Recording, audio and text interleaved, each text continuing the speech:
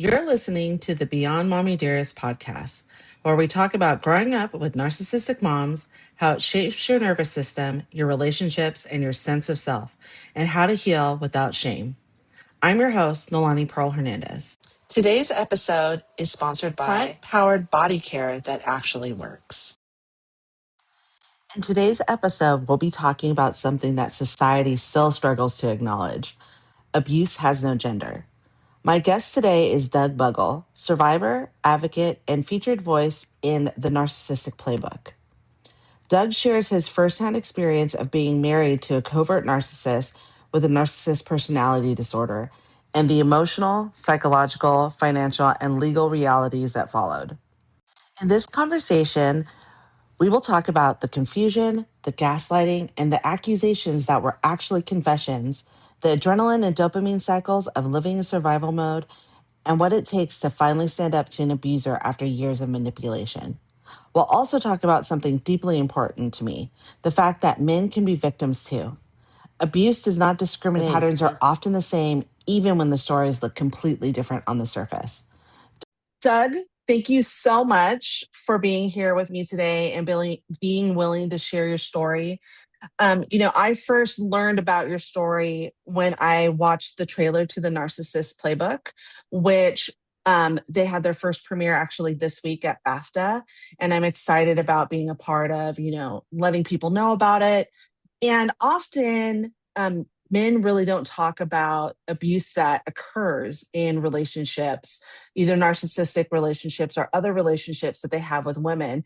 And you kind of talk about that a little bit about your book, but that was one of the reasons why I reached out to you, because narcissistic abuse happens to everyone. It's not, it doesn't care about your gender. It doesn't care about your sexual orientation. It just happens. And so I think it's really important that we talk about it. So thank you for being here. You're welcome. I appreciate it.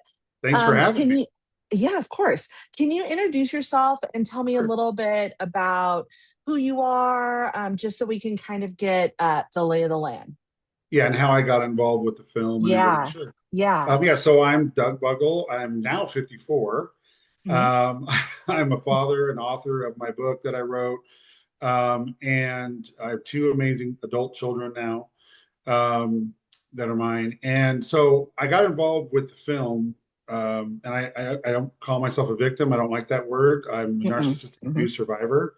And yeah, my battle cry is abuse has no gender. And so I got involved with the film because of one of the very first podcast I ever did was Dimming the Gaslight, which is an amazing podcast. They're actually made top 20 of the best top 20 narcissism podcasts. And so I found him through a Facebook group I belong to.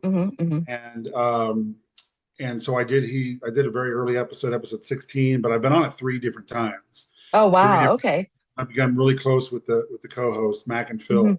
So he had reached out to me after I did the first episode, which pretty much told my whole story, saying that the filmmakers of the Narcissist Playbook actually contacted him to be in it. But at that point, he has children. He didn't want to reveal his face. Right. And so he said, hey, you need to listen, because they were looking for male survivors. Yes. And he said, you need to reach out to this guy. So he pointed me to their Instagram. And before they could reach out to me, I went to their Instagram and said, hey, I'm a male survivor, would love to talk to you guys. And then they got a hold of me. And then it just kind of started from there. Because I was not afraid to show my face. I wasn't afraid to tell my story. I wanted to tell my story to help other, not just men, but women too. Yeah. And so then I got involved, and I filmed for it over 2.5 years ago. Wow. Oh, really? Okay. Yeah, this film has been in the years making. And it's going to be insane. I often talk about how cult leaders are very similar in the way they abuse and the way they build their victims up or their survivors up as narcissistic parents. Are narcissistic abusers. And, there was a post that we posted a while ago about how narcissistic mothers and cult personalities are very similar. So I'm pretty excited about having them on to talk about how they came out. I think that Mark Vicente's wife, Bonnie, was so strong, being, part of the first survivors to kind of step out and be the whistleblower. So I'm really excited you were a part of this, and Yes, excited that, me too. yeah, and excited that 2.5 years later, you're going to be able to see all the work that's done on it. So fingers crossed, you're going to be great. And I Oh can't wait yeah. to see, we were able to, there's a group of us that were able to screen the movie previously, and I loved it. It was fantastic. And the moment Kimberly Weeks, who was one of our first guests, she and I had the same like, holy shit. Yes. What the hell? I know. So, I have family coming into town from Arizona. oh, that's so great. My girlfriend's parents are going to be there, so yeah, Mhm. I get to meet Dr. Romney, which is going to be crazy. Oh my Yeah, because gosh. the producer Scott told me when they sent me the invite, he said that besides Dr. Romney, you're going to be the only one there that's in the movie.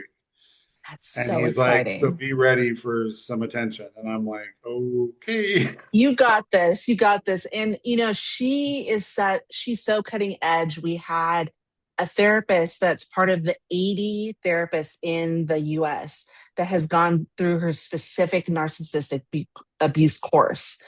And and we'll talk about this later about like the fad of narcissistic abuse. And I say that because there's a lot of like language that's used, but it's not actual narcissistic abuse, because there's like you have to meet 5 of the 9 criteria in Mhm, order to be mhm. named a narcissist. Narcissists don't go to therapy. They make their, survivors go to therapy. There's a whole Yeah. thing. So, but we'll talk about that later. So tell me, um, for those, and I laugh because I heard what you said in the movie, but for those who are just meeting you, how would you describe your experience in just a few sentences My experience with the with movie narcissistic abuse? with narcissistic abuse. So, I was married to her for 12 years, Hmm. and I didn't know anything about narcissism until I moved out and we were going through the divorce. So for 12 Mm-hmm. years, I didn't know what narcissism was. I didn't know what was happening to me because at the time during the marriage, I was just always trying. I'm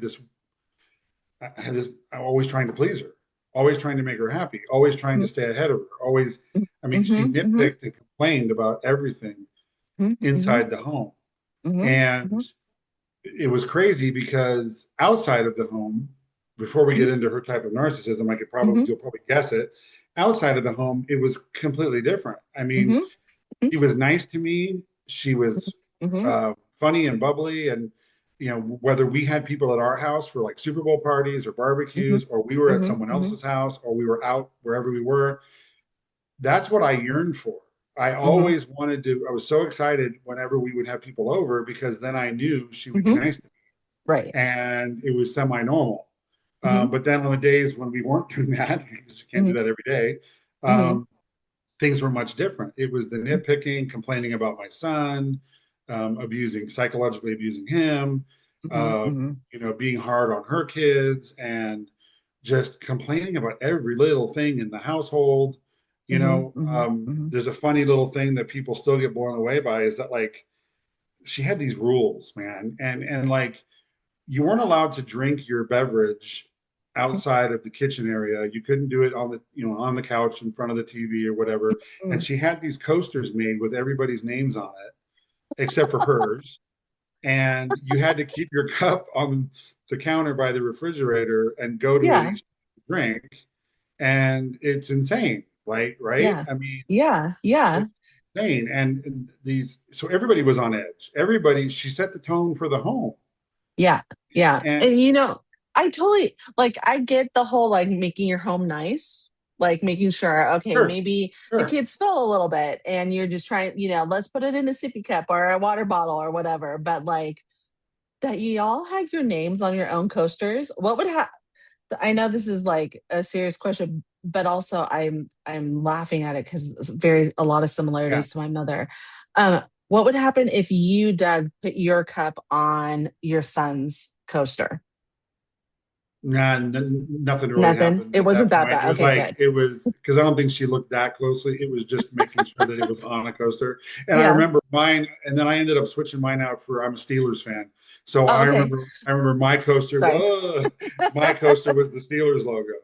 Um, Oh, you okay. know, Hmm. and so, but now that wasn't really. It was just if anybody was caught walking around with their cup in their hand, it was she would get all upset, and she Yeah. would, and it wasn't like yelling and screaming.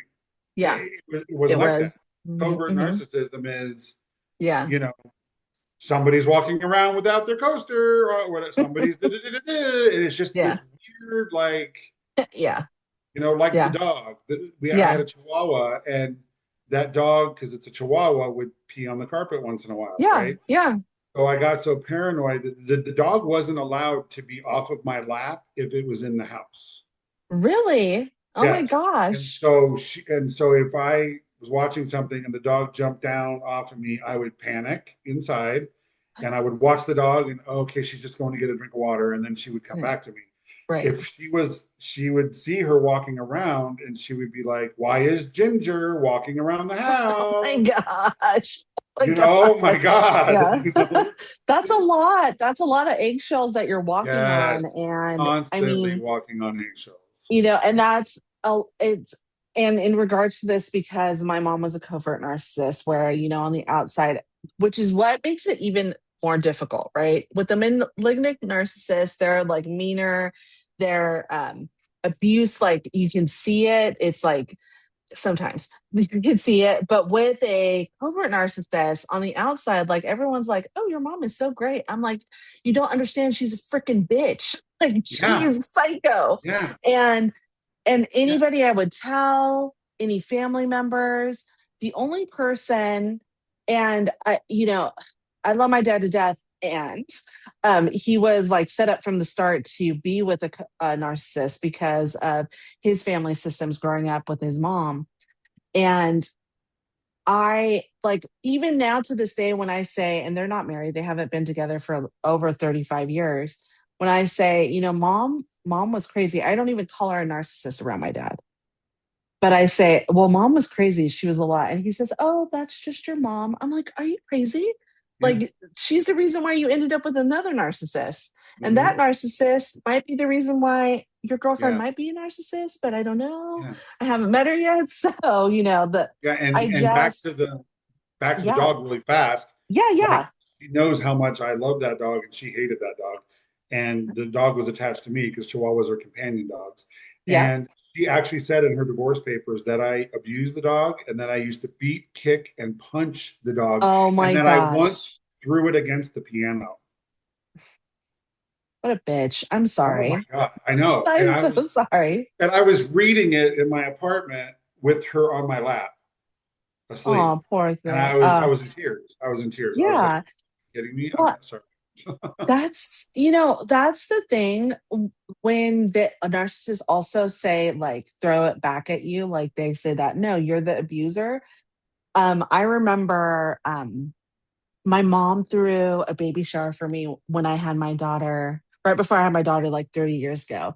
And my mom had, I was living with my mom because California is expensive. You live in California. California is expensive. So living on your own is crazy. But I Yep. was living with my mom until I was pregnant, and then I moved out. But I remember my mom, I was like 6 months pregnant, and my mom was like coming to hit me. Like, we were arguing about something. I don't remember the argument, but I remember like what physically was happening. And my mom came at me, and my mom's very tiny. I'm 5'1", she's 4'11". She came charging at me to hit me. And like, I blocked it. And when I blocked it, I hit her on the arm because I was like, like, get away from me. Like, stop. This Yeah. is not Yeah. about me. Like, I wouldn't care if it was just me, but I was pregnant with a human. And so I remember being at the baby shower, and my mom wore like a sleeveless dress to my baby shower. So the bruise showed. Now I had bruises from her also hitting me, but I wore long sleeves because I was like, I don't want to talk about it. Yeah. I This is too much. And so every time ever someone would come up, oh my gosh, what happened? She would say, oh, nothing, nothing happened. I was like, are you Yeah. shitting me? Like, come on. I That's was it. like, you are not the victim, lady. Right. Right. And For me, and maybe this occurred with you, for so many survivors, they don't realize when they're in this narcissistic abuse until years later. Right. And so when did you like start to have that realization that what happened in that 12 years you were married to her wasn't just her being difficult, but she was a crazy narcissist? Are you talking about the moment I realized I needed to leave, or like when I discovered narcissism and realized When you what she was? discovered Okay, narcissism. so it was after I had moved out. So we went. I asked her for a temporary separation Hmm. because Hmm. I knew that something wasn't right. And there Hmm. was a big incident with my son. We can talk about later that Yeah. realized I need to go. And I was like, I want. So I moved in, and she agreed to a temporary separation. And I moved in with a friend temporarily. It was 3 months, Hmm. and we were, believe it or not, going on date nights and in marriage counseling and all that stuff. And She went to so, therapy. Good for her. oh no, it was the triangulation of the marriage counseling. Oh, got it. Okay. We were actually in marriage counseling like 6 months prior to me moving out, and Okay. it was virtual, so we were meeting every week, Mm-hmm. and with this lady, and she picked her. She, of Mm-hmm. course, the typical playbook, and she, Mm-hmm. triangulated me against, she triangulated the therapist to be against me, blaming Mm-hmm. everything on Mm-hmm. me and whatever. And Mm-hmm. so I Mm-hmm. don't think this therapist knew much about narcissism because Mm-hmm. Mm-hmm. it pretty much worked into her favor. But Mm-hmm. so Mm-hmm. I remember when I had first moved out, it was actually when the temporary separation was over and she suddenly filed for divorce. It's when the discard happened. Mm-hmm. And I was emotionally distraught. I was in the middle of the trauma bond. I was Mm-hmm. addicted to Mm-hmm. her. I wanted to go home. I wanted to go back, Mm-hmm. like all of those Mm-hmm. things. And I was driving back from a trip to Northern California. I used to cover Northern California for my job. Mm-hmm. And I was driving back and I was just distraught. And so I just looked up self help for men. How do you get Mm-hmm. over an Mm-hmm. ex spouse? I wasn't putting in the Mm-hmm. narcissism words. And I Mm-hmm. came across a podcast, and the psychologist, I was starting to listen to it, and the psychologist talked about narcissism, and it was the abuse cycle. And when she Mm-hmm. said love bombing, Mm-hmm. devaluing, discard, and then I Mm-hmm. remember her saying it's not linear. So it's not Mm-hmm. love bombing, stop, Right. devaluing, stop. Right. It can go back and forth between the two. Even Mm-hmm. after the discard, it can start over. And Mm-hmm. so Mm-hmm. that made me start and then when she started explaining what love bombing was, I thought back to when we first got married and how she would call me her Superman and put Mm-hmm. me on the Mm-hmm. pedestal and did all those things. And as Mm-hmm. it progressed through, then it went to the devaluing. That's Mm-hmm. when it all started to click. Mm-hmm. And Mm-hmm. when I got home, I jumped on YouTube and I started Mm-hmm. now putting in female narcissism, Mm-hmm. narcissist, narcissistic abuse. Mm-hmm. And then all of a sudden the checklists come up, like you talked about: Mm-hmm. Mm-hmm. grandiose, overt, Yeah. Mm-hmm. Mm-hmm. vulnerable, malignant. And I Mm-hmm. started doing the checklist for each one. Like, oh, she has like one or two of those. She's not Mm-hmm. grandiose. She's not Yeah. malignant. Mm-hmm. Mm-hmm. And then there was this one video that defined everything. I don't Mm-hmm. remember the guy's name. He was a psychologist. It's like a 20-minute video, and it was called Female Narcissist Wife. Oh my And gosh. Okay. I Mm-hmm. listened to this, and I swear to you, it was like I was sitting in the office with him, and he was talking to me about her. Because Wow. every single thing he's talked about, the nitpicking, the nagging, the manipulation, the control, the gaslighting, all the things that I didn't know what these terms meant. Right. All I knew was he's describing her to a T. So that's when I realized female covert narcissist. Yeah. And Yeah. then I just started doing more research. This was before I even sat down and wrote my book. I mean, Yeah. I had an answer. It wasn't any less painful, Yeah. but Yeah. it did make me feel a little bit better that's when I suddenly realized maybe it's not me. Mm-hmm. Mm-hmm. Maybe it's not me. I'm not perfect. I made mistakes in the marriage. Yeah. Yeah. Um, Not Everyone marriage, does. making We're mistakes. Right, humans. right, Yeah, we're humans. Everyone right. makes I'm not sitting mistakes. here saying I'm this perfect guy, but I Yeah. knew that all these things that were happening to me wasn't me. Right. So that's where I started my journey. But then, that's when I started my journey of researching narcissism and Mm-hmm. narcissistic abuse. What do you believe was happening at the time during the marriage when you didn't have like this is a narcissist versus what you actually know now was happening. Like, what did you believe was happening in the marriage? Okay, so what I know what was happening during the marriage, the, the narcissistic terms, no Yeah. empathy, Yeah. Yeah. trying, making me feel worthless, because that's what they Hmm. do. They make you Yeah. feel worthless. Yeah. They try to destroy you, but the key is they don't feel bad about doing it, I know right? They that's don't it. feel Yeah. bad about doing it. Like the discard was so horrible. We can get to that later. But Mhm. and during the marriage, all I thought was, it's so hard to describe because they're micro moments in time. That's what I say in the book. It's one day Mhm. good, one Mhm. day bad, one day Yes. good, Hmm. and then there's enough of niceness. There's enough of, every time I did something good for her, Hmm. like Hmm. an example was she still works at the high school right Hmm. across the street from the house we lived in, like literally Hmm. across the street. And Wow. so Okay. she would walk to work every day, Okay. and I would, you know, get up, whatever, and I would get ready for work, and I would, whatever. But there was always like once or twice a week where she would, she was addicted to Diet Coke, like she was a Diet Coke Yeah. fanatic, Yeah. Yeah. Yeah.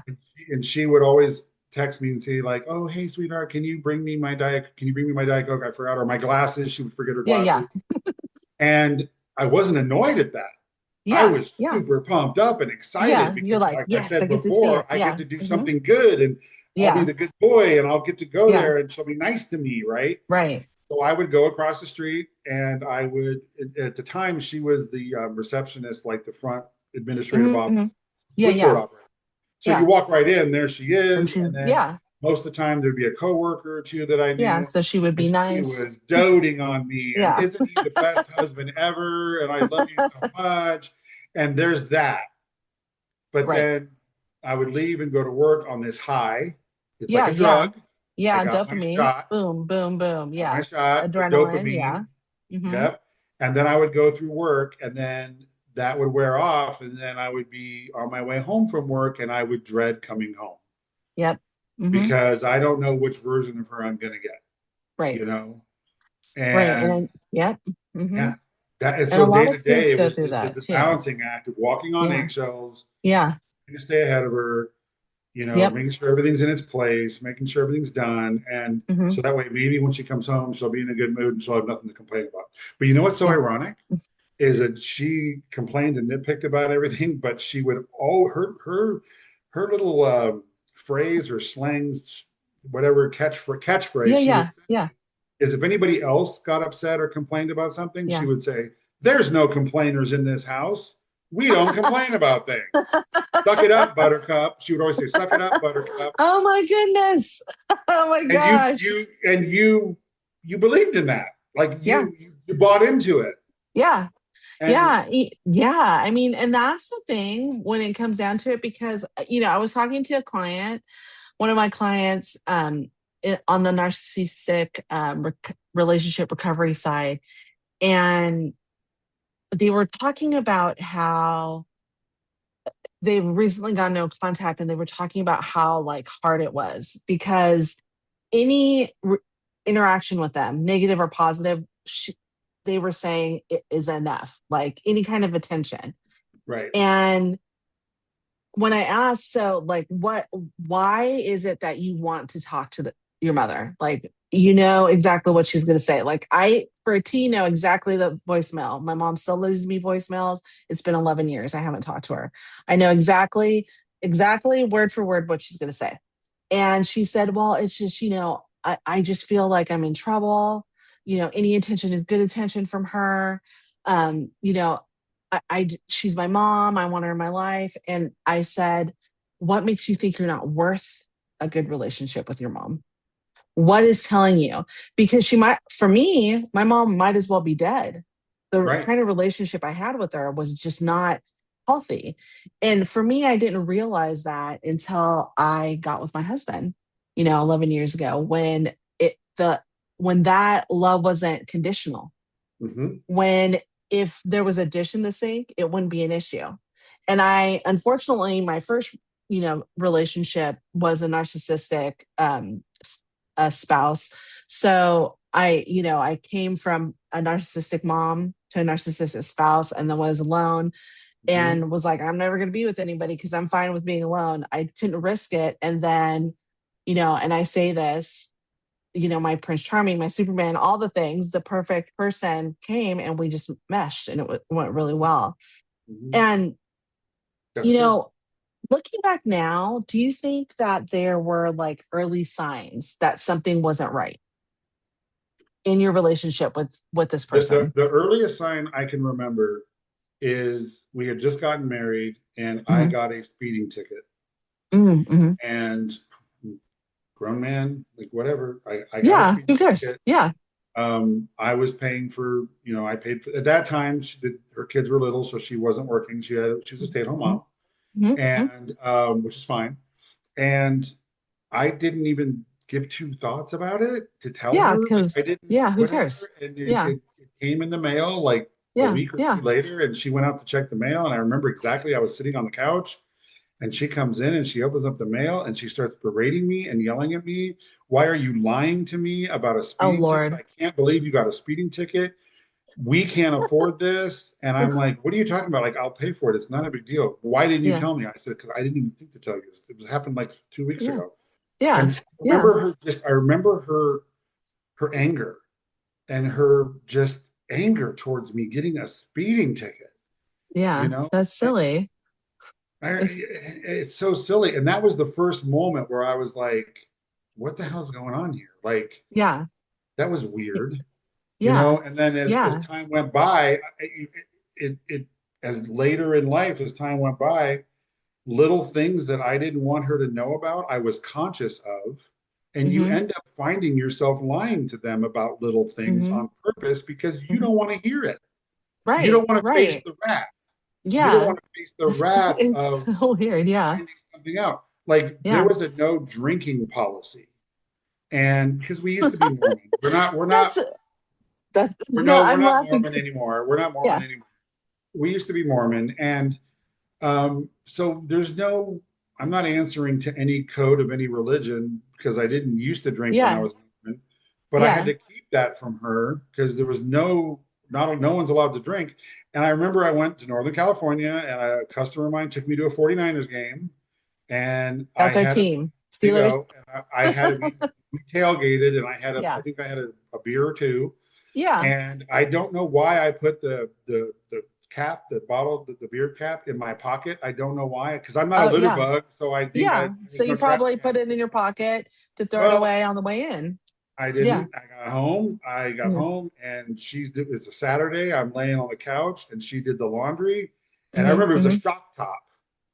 Yeah, yeah, And she found it. And when she yeah. walked in the house, she threw it at me. That's crazy. And And the she reason was why so mad at me because I had a beer. and the reason why I laughed was not because of, the Mormonism and that, I know that you don't drink in Mormonism, but that you said that the house had a policy. Yeah. There's a policy. Like that's Mhm. crazy talk. Like that's Yeah, crazy no talk. alcohol allowed in the house. Yeah. Because, So that's who something talks about, right, right. Who I'd go talks out about with clients. policies like Yeah, that? I'd go out with clients on my business trips, and I would have a cocktail or two. I would Yeah, yeah, whatever, and yeah, was not irresponsible with it. yeah, And I didn't tell her. I kept it from her because I knew I didn't want to face the wrath of it. yeah. So then, You what the know, narcissist yeah. does is when she does find out Mhm. during the divorce or whatever, oh, so Yeah. you lied to me about the You were, drinking. What else are yes, you lying about? What else are yes, you hiding from me? yes. Oh, so you did cheat on me because that was another Yeah. accusation, you know? Yeah. Well, and I think that when it when it comes to these relationships, there's always like specific moments that you can point out to. And like for me, my specific moment, my mom was always like this for ever since I was little. I could probably name like 10 things because a lot of my childhood I don't remember, but I could probably tell you 10 things and you're like, oh my God, she's a narcissist. But for me, the part where I thought wasn't normal was when my mom tried to hit me when I was pregnant. And I think it was my daughter, at the time that really kind of brought me back to my senses to realize that all the shit that my mom was saying wasn't true. And, and I talk about, who saved my life. It was my mom. And then later on, my husband, and I will talk about that later. But one of the things that you talk about in your book, and you've talked about it a couple times, is that there was a moment with your son Jet that Hmm. happened, Hmm. and this was with your ex-wife, and that kind of was the moment where you're like, I'm fucking done. This is it. Can you tell us a Yeah. little bit about Yeah. that? So at this point, Jet was 16. Now, Hmm. again, remember, no one's perfect, but my son is Mormon. He just got back from his 2-year Oh, Mormon mission, and he went to Thailand. oh wow! Um, yep, Congratulations! he's now attending BYU. Oh, Thank you so much. congratulations! Thank you. Yeah, we actually got to go to Thailand in October for 3 weeks when he was Fun. released. He showed us all around his That's mom and so fun. stepdad and me and my girlfriend. It was great. So Oh, at that that's point, though, at beautiful. 16, That. he hadn't even kissed a girl. Aw, He took yeah, his faith very seriously, good. right? He was Yeah, faithful in the religion. And yeah. I want to point that out because of what happened. So Hmm. he had come to the house for the weekend, and Hmm. she had a rule: no computers in the bedrooms. And it was time to go to bed. And I said, "Hey, get your backpack, put it away. Time to go to bed." He's like, "Okay." He took his backpack in the it was on the chair, whatever. This is why the whole Yeah, thing yeah, happened. yeah, So he took it in the bedroom. He put his laptop on the floor and was charging it. yeah, yeah, Went to bed.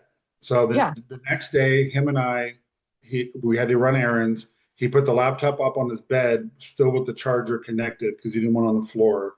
We Right. left, did our errands. We came home, and Hmm. she now confronts him, 16 years old. He's 6'2", Hmm. and she says to him, we have a rule about computers. Why is your computer in the bedroom? And she starts berating him, Hmm. and she's firing, berate, and not giving him time to answer, making him nervous. She's like, Hmm. "Why was your Hmm. computer in the bedroom?" And he's like, "Well, Dad told me to put it away, and I was charging Yeah, it." yeah, She's yeah, like, "No, you're lying to me because your backpack's over there on the chair." Well, I brought my backpack out, so now he's confused, yeah. right? Because Because that's his what they answers are do. starting, Yeah. and then she starts accusing him of looking at porn. She's like, I know that you're looking at porn in the middle of the night. And that's when he did get a little clarity, and he looked at her and he said, I don't do that. That Right. is He not takes true. He his actually said religion to her, seriously. you were lying.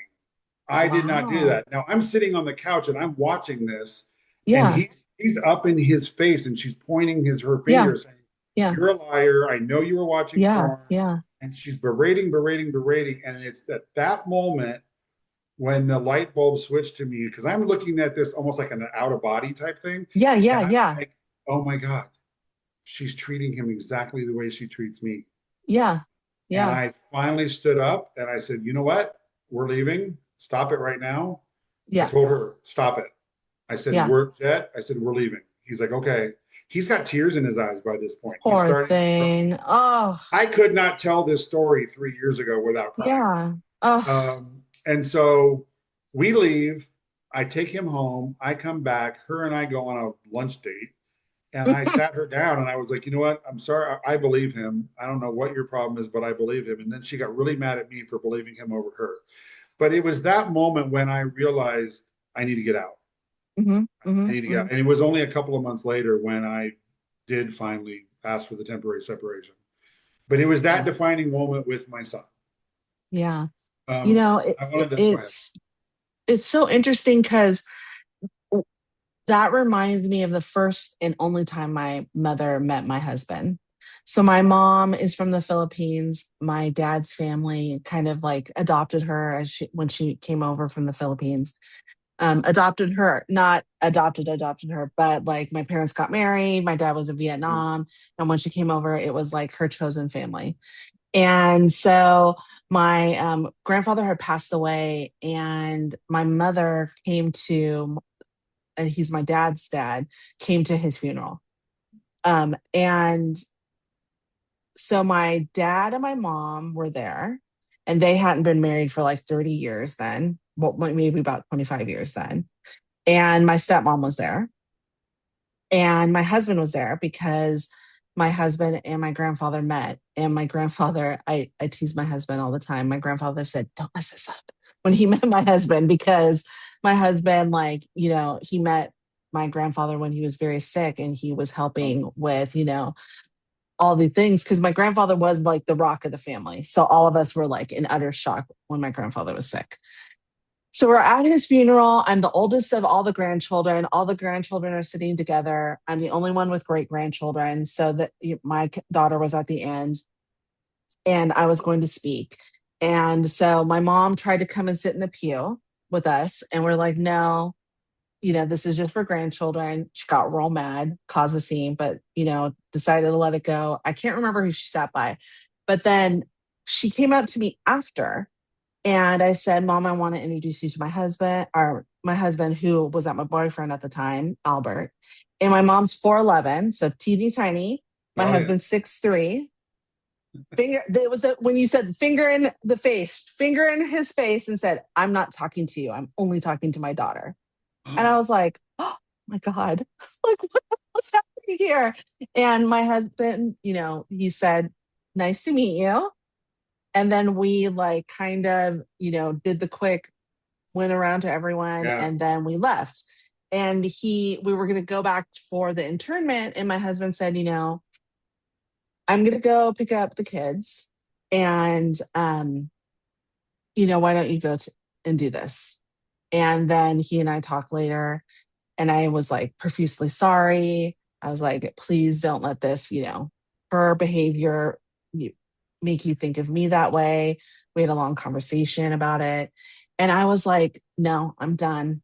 Fuck you. Like, no way.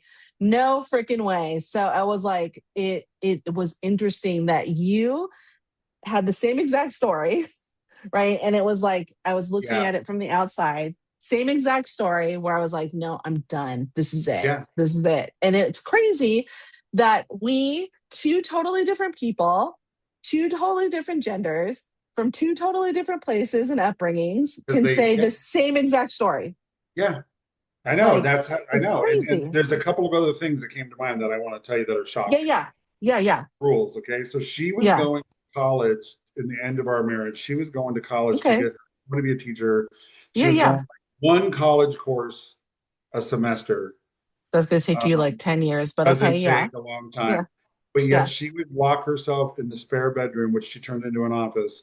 I read this. I read it. I read this part of the book. You read the rules? Yeah, I read the rules. Like the way you had to come in, like you couldn't interrupt her. And if you and I remember reading the story about you trying to decide whether or not, and I can't remember what exactly it was. Yeah. So in a nutshell, the three rules were, and she had to literally took me over to the door by the hand and like a child. Yeah. Like, these are the rules. And if the door is shut, let's start in reverse. If the door is open, that just means I'm doing homework or something or reading. You can come in and you can say hello and I'll talk to you. If the door is partly open, you have to knock first before entering, because that means I might be taking a test or reading literature. If the door is completely shut, unless somebody is dying or bleeding, do not knock, do not talk to me, don't say hello. If you have to leave, just don't even say goodbye, just go. That's crazy. It's crazy. So there was one time where I came home and the door, I promise you, the door was cracked open. And I came home from work, the door was open, part way, and I knock and I can say hello. Yeah. I knocked and said, hey, babe, whatever, probably very timidly. Yeah. And she shot out of her chair and started yelling and screaming at me, going totally ballistic. And I told you, the door is shut. I said, the door wasn't shut. It was cracked. Gaslighting. The door wasn't shut. It was cracked open. No, it wasn't. The door was shut. How many times have I told you, do not come in here unless I say it's okay? That's so crazy. Well, and that's like one of the ways, that gaslighting shows up, because I often call them like little IEDs, right? As you're trying to recover from this type of abuse. And I'm sure you probably experienced this. I know that a lot of the daughters that I work with experience it, where there's like, oh, I haven't talked to this person in a while. And it probably happened like maybe when you were arguing and, questioning of yourself. Did that really happen that way? Yeah. Am I making it up? is there something more that I'm not looking into? Like there's a whole process. And it is good for humans to reflect on the behavior, but this is like different. This Yes. is like real fucked up stuff. Like, Right. And and this is a you good know, transition into the yeah, gaslighting, because one of your yeah, questions was, how yeah, did you doubt mhm, yourself, right? yeah, And I yeah, had to think about it, but I'm glad I thought of it, because there was a couple of things that I never talked about in any other podcast. Was yeah, yeah. the first one was the big one, was driving the car with her, Mm-hmm. when I was driving with her as a passenger. Yeah, Now yeah, I'm still an outside sales rep. I drive yeah, probably 50 to 60,000 yeah, miles a yeah, year. yeah, yeah, Um, I haven't had a speeding ticket in 20 years, yeah, and I know what I'm doing, right? yeah, yeah. But when I drove with her, I was constantly on edge. I Mm-hmm. was constantly being like berated with, why are you driving so slow? Why are you driving so fast? Why are you parking in this spot and not that park? Why are we going to the restaurant on this road when we should take this road? There's less traffic. So it was all this going on Right. constantly. As you're trying to And drive. right? So we're on the freeway, and let's say I'm switching lanes to the right. She's next to me on the right. I'm not kidding you. Every single time I would turn my head, she would simultaneously turn her head. Now, that doesn't seem like a big deal, but Yeah, when all the other stuff is yeah, happening, yeah, so how does that make me doubt myself? It got to the point to when I was driving with her, I would make mistakes. yeah, yeah. I ended up making driving mistakes, which only inflated her self Yep. belief that I'm doing it wrong, because see, now she's got me making mistakes, Right. Right. you know? And we Yeah. talk about in the book the infamous vehicle, the Tahoe that I got back. Yeah. When Yeah. I first got the Tahoe back, which is it's right there in the driveway, I still have it. When I Yeah. got her Tahoe that I bought for her, whatever, it was in my name. When I got it back, my first instinct was to sell it. Like, I don't want anything to do Yeah. with You this, don't want anything right? around. Yeah. And I have a side DJ business, and it's a great Mhm. vehicle for that. So Yeah. my Yeah. money Yeah. convinced me to keep it. But the first time I drove in it, like the day after I got it all cleaned and everything from, whatever, when it was towed to my house, when I sat in it, I immediately got triggered and was like, I don't know if I can do this. Like, Mm-hmm. right? So I Mm-hmm. started driving around town. I rolled down the windows, and then this beautiful calmness came over me like a warm blanket. Was like, you're free of that. Like, Yep. what are you like? This is amazing. The radio's going. I'm enjoying this car for the Mm-hmm. first Mm-hmm. time. Mm-hmm. Mm-hmm. And I'm like, no, I'm keeping this shit. Like, Yeah. you know, Exactly. I've been No, paying you're not for going it to for the last ruin 4 years. this. Yeah. You're not going to Yeah. ruin this. And I think that's really, I talk about like, I sage our house every now and then, just because, like, I Oh, that's have this cool. Yeah, yeah, feeling, yeah. that my mom might be like sending bad vibes this way. Like I'm Uh-huh. always thinking about that, because I think that for a lot of people, there is not an understanding because they haven't experienced this. Like for me and you to be able to say, hey, this happened, we know, like, we don't need to put much into it. I can say, oh, my mom did this. And you're like, oh, yeah, that makes sense because blah, blah, blah, blah, blah. Right. But for other people who experience just, a difficult relationship, they may say, well, that doesn't seem that bad. So, what would you give someone some advice to tell the difference, like based on your experience, what the difference between like a difficult relationship and this, like, either covert narcissistic or narcissistic abuse looks like, and how it might be different?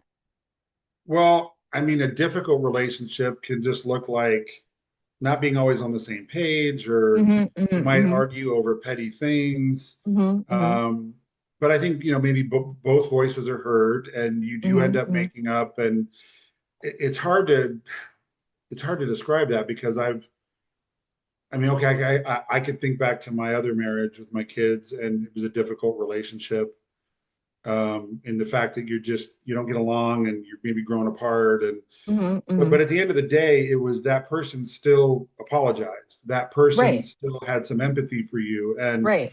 felt bad about something they may have said or done. And you knew that that was a genuine apology, Right. versus this last marriage with Covert Narcissist. It's There's never an apology other than, I'm sorry you feel that way, Ugh, or you're too barf. Yeah. sensitive, or, oh, Yeah. I'm just joking around. Yeah. Um, but it's just such a difference. And the hard part, the way why it's hard to describe is because if you went into a relationship with a narcissist and right off the bat they start doing this shit, you'd be out of there. Yeah. So the It trick like is a is, slow build. yeah, because the trick is they love bomb you and Hmm. they keep their mask on and they make you fall for them and you believe that they're this wonderful, amazing person.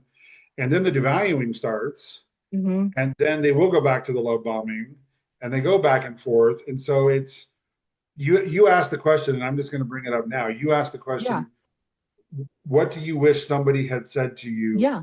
in a Yeah. relationship? I got three words. Look up narcissism. I Yep. wish somebody would have said to me, look up narcissism.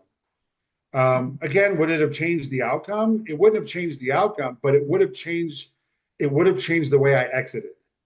Hmm. It would have Hmm. changed the way I exited, and I wouldn't have been so vulnerable to all the false accusations and the Hmm. attacks. They probably still would Hmm. have happened, but I would have had a much safer exit plan other than I want a temporary separation, but I still love you and I want to stay Hmm. married to you. Hmm. And we're going Hmm. to marriage Hmm. counseling and we need some Right. time apart. All that did was give her the time and To build it up. Yeah. to build Hmm. a plan, Hmm. to build a plan to Well, discard. and I showed this book earlier, Scarred by Sarah Edmond, and she was Mark Vicente, who is a producer of Yeah. Narcissistic Playbooks, her business partner, and he brought her into Nexium. And this is the thing that I say about it: the love bombing, the devaluing, the love bombing, the devaluing. The person who was the head of this cult did that. So much so that she branded herself. Like that's the thing that's crazy. So like she physically branded Wow. herself. And that to me is like that is the best way to describe it. The love bomb devalue, because they're just building you up, building you up. There's a psychological abuse. You're Mm-hmm. dealing with like hormones and dopamine and adrenaline and all those things back and forth. And then boom, they do something, they say something just crazy. And you're like, no, we're not doing this. Yeah. And you talked a Thank little you. You're bit worthless. about, yeah, you talk a little bit about how she built a plan, and you've mentioned like entitlement, and um you've talked about the finances a little bit. So Oh, I yeah. want to talk a little bit about like what like that financial abuse looked like, and can you kind of walk us through Yeah. that dynamic? Yeah. And that'll lead into the birthday story and all that Yeah, stuff. yeah. So the financial abuse. So I mean, I was the breadwinner. Mm-hmm. I paid the rent, I paid the groceries, Mm-hmm. I paid Mm-hmm. pretty much all Mm-hmm. the household expenses. In the beginning, it was fine, and we agreed upon it. I agreed to it because she wasn't working; she was a stay-at-home Yeah. mom. But as Yeah. the kids got older, she got the part-time job at the middle school, and then she got the full-time job at the high school. And now she's making decent money, Mm-hmm. and Mm-hmm. still that stayed the same. I Mm-hmm. was still Mm-hmm. responsible for because again, by this point, which is wrong on me. I'm not. I should have sat down and I was afraid of her. I was Mm-hmm. intimidated by her, Mm-hmm. and I should have said, "We need to start. You need to start contributing a little bit now that you're working full time. The kids are in high school. You need to help me because I can't do all this by myself.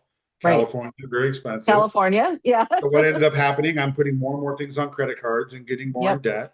Hmm. And I never did that because I was too afraid to do that. And Right. so Right. all of her money was her money. All of my money was our money. Yes. And Yeah. Yeah. I had no idea how much money she had in her bank account. I had no idea. But she knew how much was in our bank account because it was a joint bank account. Now, she didn't abuse our account. Hmm. Hmm. Um, that was good. But Hmm. Hmm. she hoarded all her own money and just kept it to herself and did whatever she did with it. And I'll never forget the first time when she had an older Tahoe as well that she Hmm. got from her previous marriage. So we ended up having Hmm. two of them.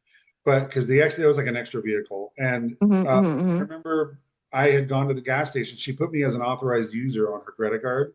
Hmm. And hmm I went in her car and had to put gas in it. And I spent $25 on that credit card because I didn't have enough money in my account to cover it. $25 worth of gas. The And difference I now. immediately, as soon as I sat back in the car from getting the gas, she calls me. And I knew it because they gave her an alert that I used the card.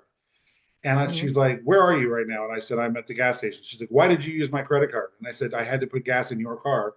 And she started screaming at me. And she's like, you are not allowed to use that credit card unless I give you permission. And I can't believe you did this. And blah, blah, blah, blah, blah, blah. And I was just like, I never used that credit card again, ever. Never used it again. So another financial abuse. I mean, I got a really good bonus the last year we were together from work. And I told her, I said I would pay off her debt and I would pay off my debt. And she hated debt. She hated debt. She would never go into debt. But she would build it. Right. She would never, right. It was her own separate credit cards that I don't do debt. I don't believe in debt. And so when push came to shove, I asked her, "Well, how much debt do you think you have?" And she's like, "Well, like maybe $3,000. I'm like, "Okay, that's fine." It took her, I said, "But I need to know so I can pay it." It took like 7 weeks. And when I finally was at a customer, I remember it was in the parking lot. And I called her up. I'm like, "I had already paid off all my stuff." I'm like, "Can you please tell me the credit card so I can go on there and pay it, how much it is?" And she's all sweet and nice. "Oh, well, it's more like $8,000. So I paid it, but it was like really, that emptied the bonus. I mean, by that, it was like done. And so, there was just, it was, again, it was, like her ex had to pay child support. And she would sit there and complain and complain and complain that he's 2 days late on the child support check. And he would put it in the mailbox in front of our house. And then after the divorce, I found out from them that sometimes she would go months before she cashed them. While she's complaining to me that they're 1 day late on the child support. There's so much I learned from them because I'm really good friends with their second ex-husband. I am so much I've learned from them that are the same similar shit she would tell me that was totally false. And he's the one that told me, "You need to make sure you Venmo your alimony payment so you have a record," because she'll just say she didn't get it. That's so crazy. It's really interesting. You alluded to like past relationships and how people know whether it's like psychological abuse or a difficult relationship. And I just want to point out something that you said earlier, that you and your son's mother and her new boyfriend or husband and you and your girlfriend all went to Thailand together to see your son. Yes. That's how you can tell the difference. Like, you got divorced from her, you are no longer with her, but you all have a son together. Yes. And that's just a difficult relationship. That's just a relationship that didn't work out. Right.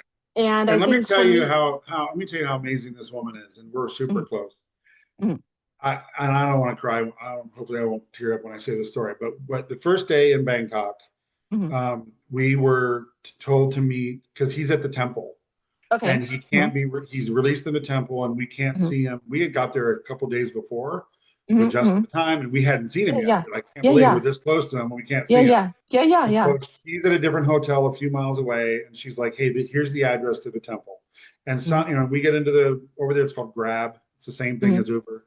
So we get in our Grab, and for some reason, the address gave me and dropped us off 3 miles down from the temple. Oh man. I'm freaking out. Because she's calling me, and now I'm on a bad knee. I've just had knee surgery, but before my knee was tore up and I was limping around, and I'm like, my girlfriend and I, we're just gonna hoof it because it's such a busy street in Bangkok. We're gonna try to hoof it. And she calls me up and she's like, "Hey, we're here. Where are you guys?" And I'm like, "I don't know what happened. It's the wrong address." And I'm starting to freak out. And I'm like, "I'm so sorry we're late. I'm so sorry we're late." I'm like, "I'm sure you've already seen him." And this is where a normal person, good person, sorry, she's like, "No, you're good." She's like, "No, I haven't seen him." She's like, "We're going to wait for you." Oh, that's so sweet. He's literally right there. And she goes, "Doug," she goes, "You're his father." Like, she's like, "We're not going to go in until we can all go in together." Oh, that's like sweet. calm down. And she's like, when you get here, you get here. It's okay. And I was like, Yeah. I started crying like I am now. And my girlfriend's like, oh my God, I love her. She's like, Yeah. and Yeah. so we ended up getting another grab, and we ended Yeah. up getting like 15 minutes later. Yeah. And she was outside waiting for us with her husband and their little Yeah. daughter, his half Yeah. sister. And we all walked together to go see my Yeah. son for the first time.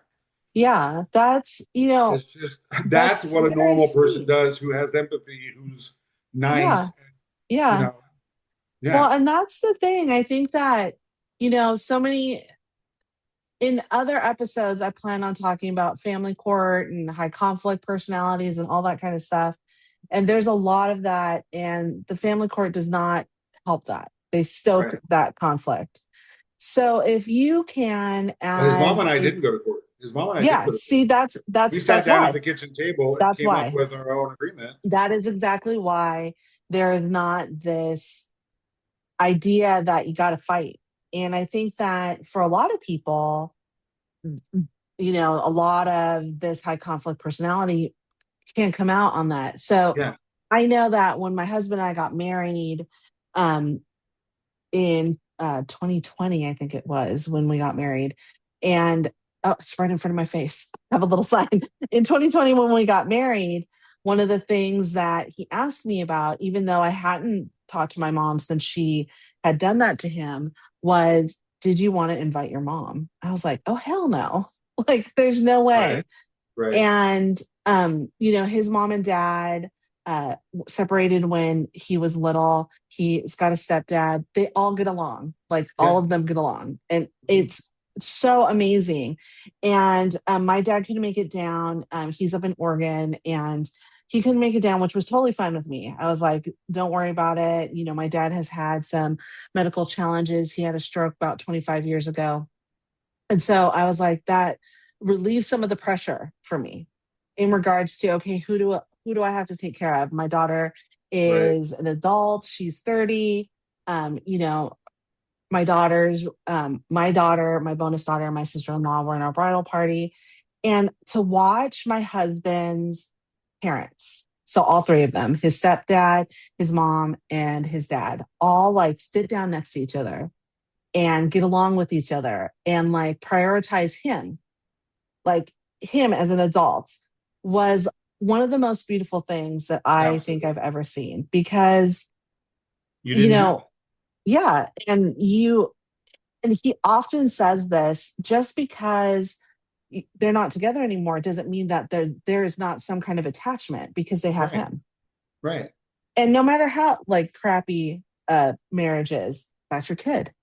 Yeah. Sometime you did like them. That's the big Right. thing. So, I mean, um, when we were in Thailand, like her husband, Kevin, is like a really nice guy, but he's an introvert.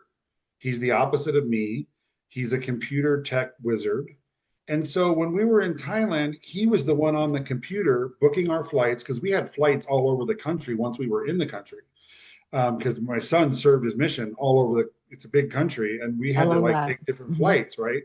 And so he was the one booking the flights for all of us. He was the Oh one figuring wow. out all the stuff, and then he would just pay for it, and then I would sell him the money for us, Hmm. and then there were times where like we're buying stuff and we didn't have Hmm. enough bot, which is the cash Hmm. over there.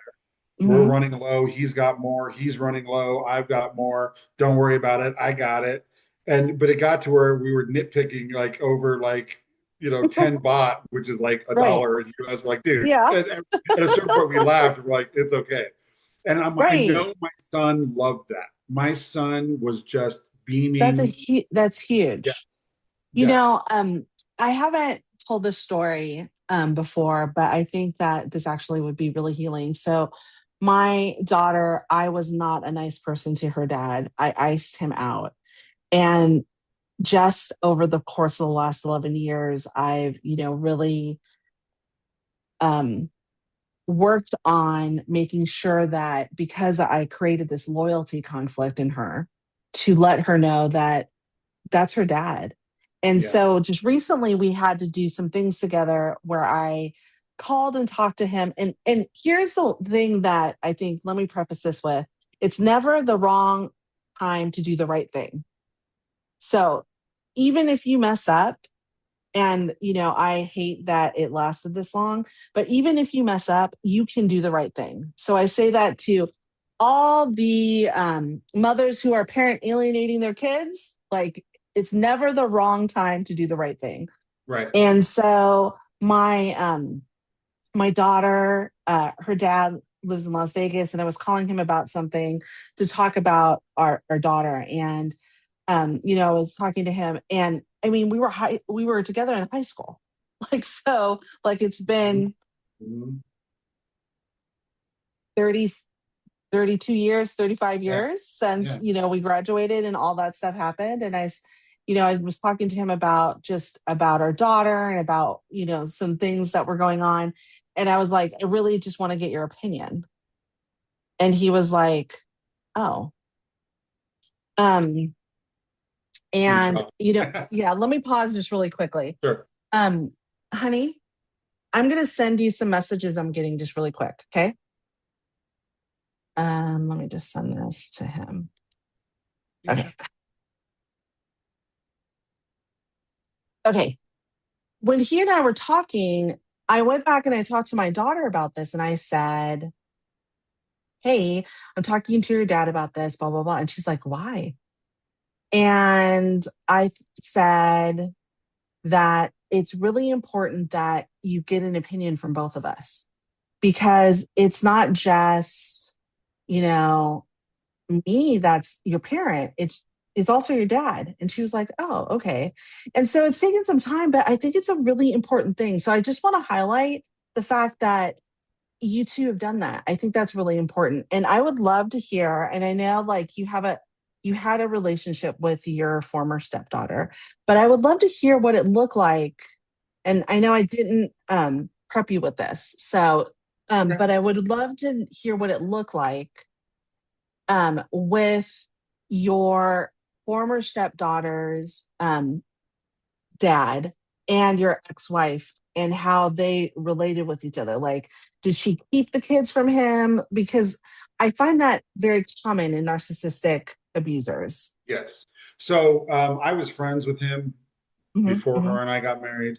And so there was we knew each other and whatever. And so it was for the for about 10 of those 12 years, like he and I hated each other. We weren't friends any longer, Hmm. obviously. Hmm. And they had a very strict, like the most complicated, the most strictest, weirdest custody agreement I've ever seen. Where it was the basics where it was 7 on, 7 off, right? Interesting. Um, Okay. so they were at home with us for a week. They were at home for him with him for a week, but yet he did travel for work. She had tons of double standards. Like Hmm. that was the biggest thing was his wife was not allowed to pick up their kid on their time. It's his week. He's at work. The oldest son or somebody needs to be picked up from school. His wife was not allowed to pick them up, but yet I Hmm. was. You know, there was when he would travel for work, he would, send her an email and say, hey, look, I'm going to be out of town this week. It's my week, or it falls into maybe two Hmm. days of my Hmm. week. Can I make up the time and keep them? No, absolutely not. So Hmm. she used it to her, she used his work travel to her advantage because she had more time with the kids. Hmm. And it Hmm. was so bad, you Well, know? and I want to talk a little bit too about your former stepdaughter and what Yeah. your relationship was like with her, because it Yep. sounds like the relationship that her mom was trying to ice out their dad. So Yes. what was the relationship like with you and your stepdaughter? And then just kind of the lies and false accusations Yeah. against you, like what happened? They have two kids. There's an older son who lives out of state. Him and I are good. I was there for everything. He was there for every single Hmm. event, every Hmm. single Hmm. thing. So it was kind of like she had two dads, right? Hmm. Hmm. So her and I were extremely close. She confided in me in things that I'm not going to talk about on here. Hmm. Of Um, course. that I promised her I would never tell her mom, and I never did. This is Hmm. when she Hmm. was in her later teens. Hmm. Hmm. But yeah, her and I were extremely close, and she would confide in me. I would give advice. We'd go out and to Dick's Sporting Goods, and I'd get her the gloves she needed or the cleats she Hmm. needed. Hmm. Hmm. And it's funny because she made up this saying for me. make it fun. And she actually Hmm. she made me a beaded bracelet that said, when she was younger, it said, make it fun, because she said, Doug always makes it fun. I And love it. that slogan came from a night at like 9 o'clock at night. She needed something for softball, and her mom didn't want to take her because her mom yelled at her and said, you should have been better prepared. You should have known this ahead of time. I am not taking you to the sporting goods store. And she's like begging me to do it. I'm tired, but I'm like, you know what?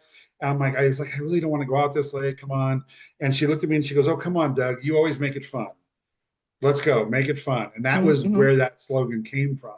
I love it. And yeah, so now we're going to fast forward to, um, which I consider to be child abuse.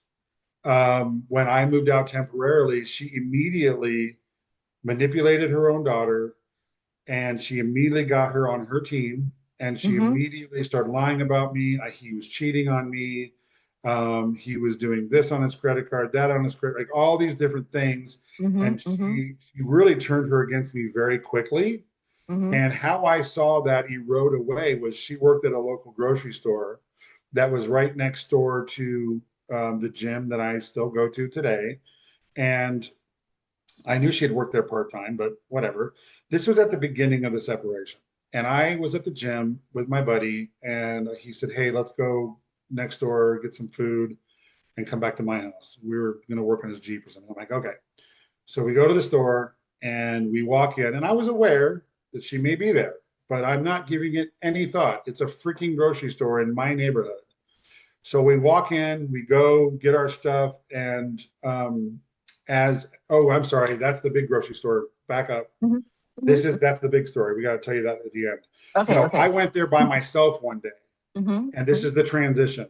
I walked by, and so I'm walking out, and I see her on the other doors walking in. Hmm. And there she is. And Hmm. I Hmm. said, hi. I said her name. Hmm. And I said, hi. And she actually looked at me and she smiled and waved and went inside. So that was like, okay, I get Hmm. it. We're going through a divorce, separation, whatever. Yeah. She's Yeah. probably feeling awkward, not a big deal. Didn't think it was anything weird. This second time I went to that store was like a month later.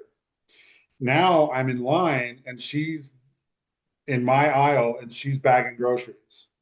She sees me, looks fear in her eyes. She turns her back, goes over to the cash register next to me, and starts yakking it up with the cashier. And I can hear her laughing really loud, like making it obvious she's laughing nervously. And I walk out. She turned her back to me, and I'm like, okay, that was elevated a bit. Hmm. Like Hmm. we went from waving to each other to now she turns her Hmm. back on me and she's nervous and scared. Like, Yeah. what's going on here? Yeah. Yeah. Right? Now, the third one was when I was with my friend and we went together to get the food. It's very Hmm. crowded. We walk up to the aisle. This is like right in the middle of COVID.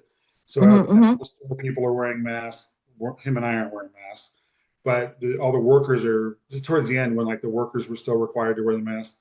So we walk up, and I just picked the aisle that was least crowded. And Hmm. as I get closer, I now see she's the cashier. Hmm. And I turn around and look at my friend and I go, oh my gosh, she's the cashier. And he's like, so what? Who cares? Like, just say hi and move on with your day. Yeah. As Yep. we get closer, I'm standing right almost next to her, and she sees me and she picks up the phone, and Hmm. over the loudspeaker over the whole store, in a very scared voice, she's like, can I get a manager to check stand three? Can I get a manager to check stand three? Like she's panicking in her voice over the whole loudspeaker. And everyone's looking this way now. And I look back at my friend like, what the fuck? And he's like, oh my God, like what the hell? Hmm. And then her phone rings and she picks Hmm. it up because they called her, and she whispers, oh my God, my stepdad is here. My stepdad is here. Two men sprint over. Like this was like rehearsed. Like, what did she tell them about me? Right. Right? My Right. abusive stepdad is, if he walks in here, you have to save me. And they rush over to her aid, run. And the minute they go to the counter, she turns and runs, wailing and crying. She sprints. She runs down the freaking store to the exit. And I'm just standing there. I haven't said a word. And all the guy says to me is, how you doing today, sir? And I'm like, I'm fine. How are you? And he rings me up. I wait for my friend. We walk out the door, and I am like, what in the hell just happened? Right. And so I don't think people this is not the understand. girl that I Right. was Helped close raise. with. And Yeah. that's when I realized she's been coaching her, she's been training her to Hmm. believe that I'm a bad guy. And then Hmm. I found out from her dad just recently in the last year or two, because this was 5 years ago. Hmm. In the last year or two, he told me that the reason she's still mad at me, she has me blocked on her social media. Like, I don't care at this point. Her dad said the reason why she's mad at me is because um, she said, Dad, I don't know how you can be friends with him because he sat me down before he moved out and he told me that you're a narcissist. And he told me that you're not a good dad and that you're a narcissist. And we're both laughing. And I Yeah. said, bro, So I he didn't even know knows. what that Yeah. word meant when I was still married. He was like, I know, dude, it's all coming from her mother. So she has gaslit her own daughter and making her believe that I had a conversation with her telling her that her Yeah. dad is a narcissist. It's so crazy Crazy. because I know, like, I know when my parents got divorced, my mom told me that the courts told her I didn't have to see my dad. And then, and that my dad didn't fight for me. Right. And my dad told me much later into my 20s that my mom had told the court that I didn't want to see him because of the way my parents got divorced. And at the time, that was like that there wasn't all these other roles where, they have to bring now the, like I said, family court's a whole nother thing. We'll talk Yeah. about that Yeah. later. But, and when my husband met my dad and I had said, oh, my dad didn't want me, all the things that were still very ingrained in my head. And my husband met my dad. He's all, your mom was totally lying to you. Your dad like loves you to death and like you can do no wrong and your dad will still love you.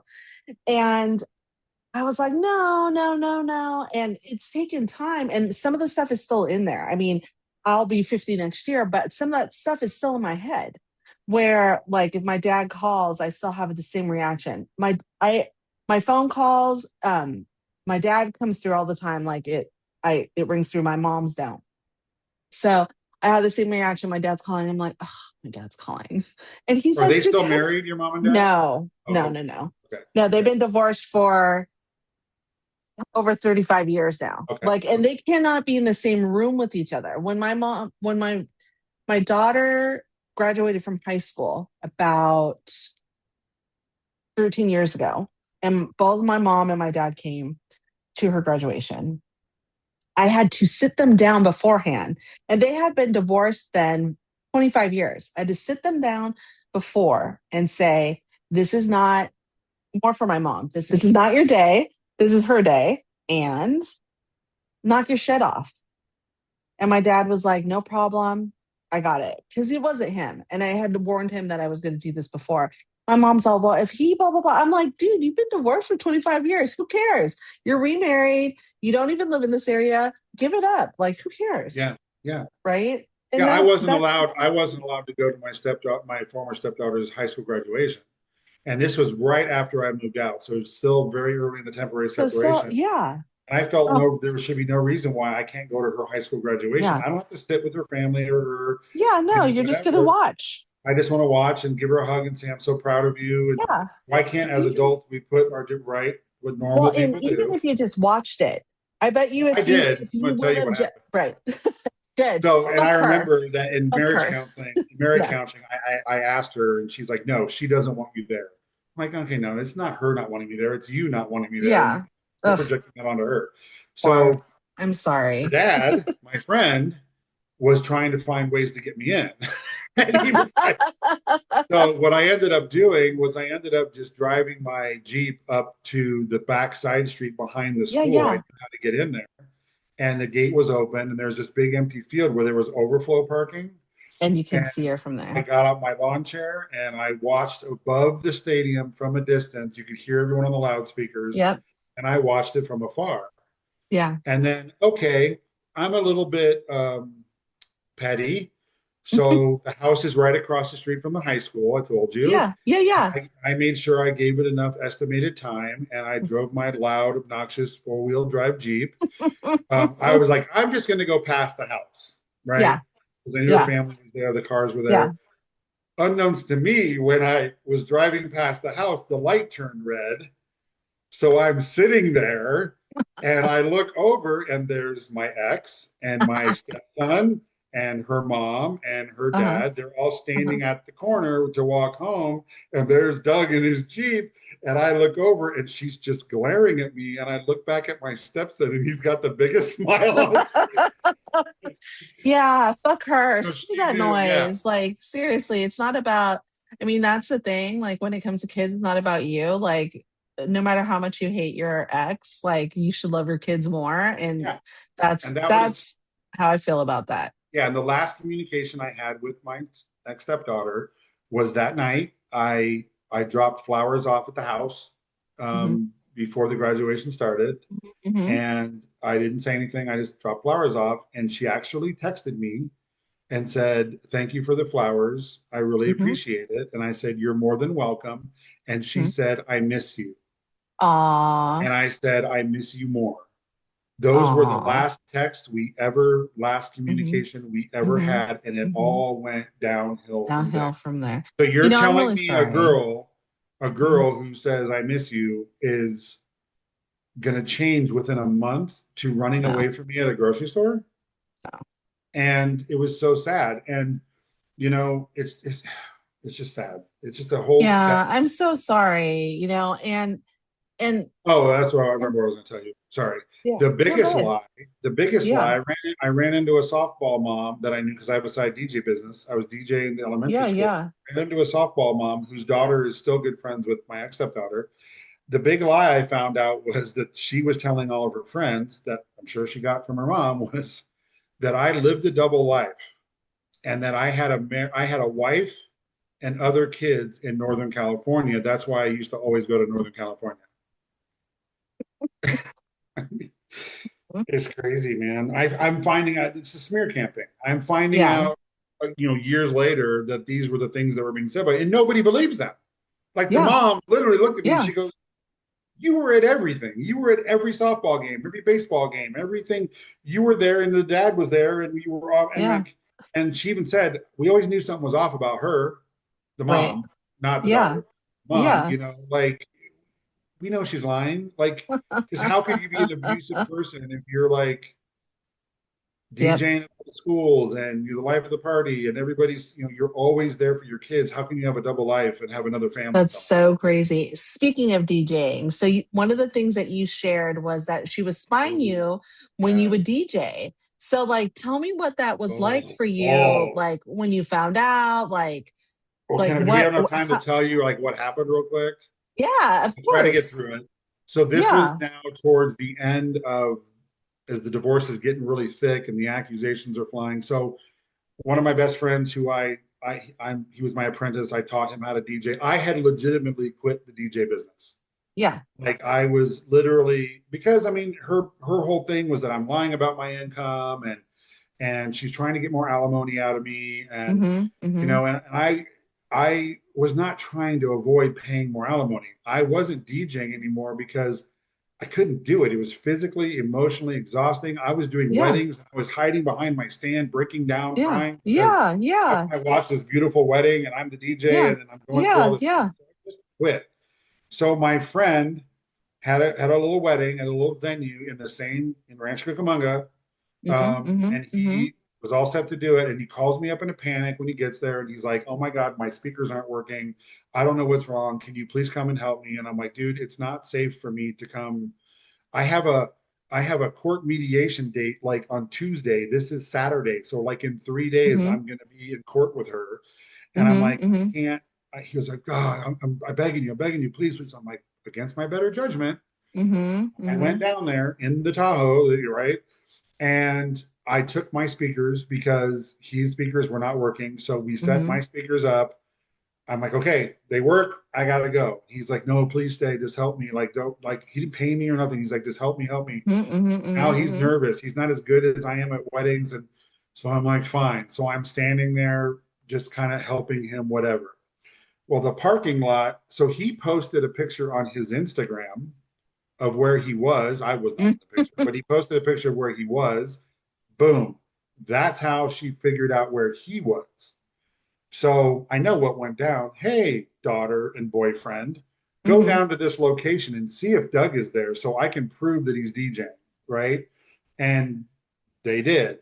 So we're standing there, and literally the parking lot is feet away, 20 feet away from where we're set up outside. And so it's a really tight parking lot. And our cars are backed up to the sidewalk so we can unload and go set up. And so all of a sudden, he had to go to his van to grab something. And he comes walking back, and there's a hill. We're on top of this hill. And down the hill, there's the dance floor. Everyone's dancing, having a good time. So they really can't see us as well. And he comes back from his car and he goes, dude, there's some girl like walking around taking pictures. And I'm like, okay. He's like, what do you think that's about? I'm like, it's probably somebody that wants to check the place out to have a party. Have a party, yeah. And he's like, oh, okay. So a few minutes go by. He goes back to his van. He comes back and he goes, they're still here. Like, what the hell? That they're in that truck, they're just sitting in that truck and they haven't moved. So I turn around and I walk now towards this truck.